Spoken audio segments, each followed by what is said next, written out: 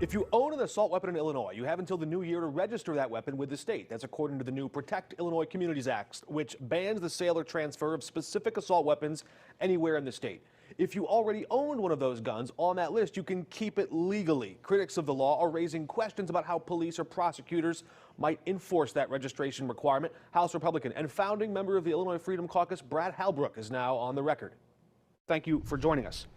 You're welcome. Thanks for having me. You closed your remarks on the floor of the Illinois House recently, quoting a number of other people, but also said this, quote, "We will not comply." Is that your position? Do you own any of the guns on this list, and are you saying you refuse to register them? Well, I think this bill has tons of issues, the constitutionality of it, the equal protection, and many other things. And so I think right now we see that there's agency and chaos. There's a disagreement between the governor's office and the AG's office on how the enforcement's going to be played out.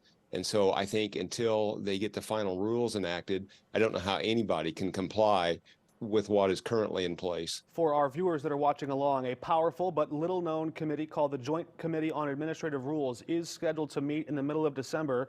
On their agenda is this issue, so perhaps more information about how this law will be rolled out or implemented is still forthcoming. But again, you use some rhetoric like this. You use the phrase that the governor was, quote, going to declare war against law-abiding gun owners. Is that responsible rhetoric? Is that you see this as an act of war? Well, I think the point was, the question is the governor, is the General Assembly ready to declare war on law-abiding citizens? I think that's the question, because that's what they're trying to do here. We've got 2.4 million law-abiding FOID card holders in the state of Illinois that on January the 1st, unless they've registered their firearms, are on this 85-page list that's pictures and descriptions of all the banned firearms and the parts and the different components. They're going to be felons January the 1st. And so our question is the governor and the General Assembly ready to declare war on these almost 2.5 million citizens in the state of Illinois? You've raised the question to the Illinois State Police, and I believe they answered you. It's written there. It's a little bit hard to deduce from the way the law is written, but it looks as though the first offense for failing to sign this affidavit or failing to fill out the paperwork to register your weapons is that it's a Class A misdemeanor, not a felony yet. That's the second or repeat offense. So you're suggesting that people will be scofflaws, just an open violation, and will continue to refuse to register even after the misdemeanor. Why?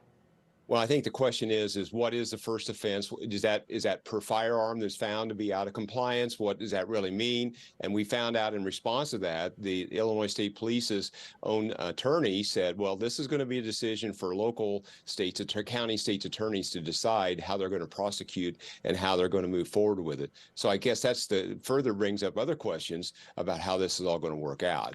I heard you express concern that the state might one day down the road do something that would be illegal now, which is to take this list and use it to go and seize someone's weapon. What legal grounds would the state ever have to do that? Well, that's a good question. I mean, this whole FOID card matter just brings into kind of a unique situation here in the state of Illinois. So what happens if people do not comply by January the 1st, but yet they've been prosecuted, firearms have been seized, and the law may be overturned by the Supreme Court of the United States, may be overturned sometime in 2024. What's going to happen to that? What's going to happen to that list of folks that registered their firearms and the law is overturned? Will that list be destroyed? How can we be confident that the list won't be compromised and end up in the wrong hands? That's the question we have. Representative Halbrook, as you put it, a lot more questions than answers. We hope to check back in with you after this JCAR meeting to see what gun owners should know about this law before it takes effect and that registration kicks off January 1st. Thanks for joining us. You're welcome.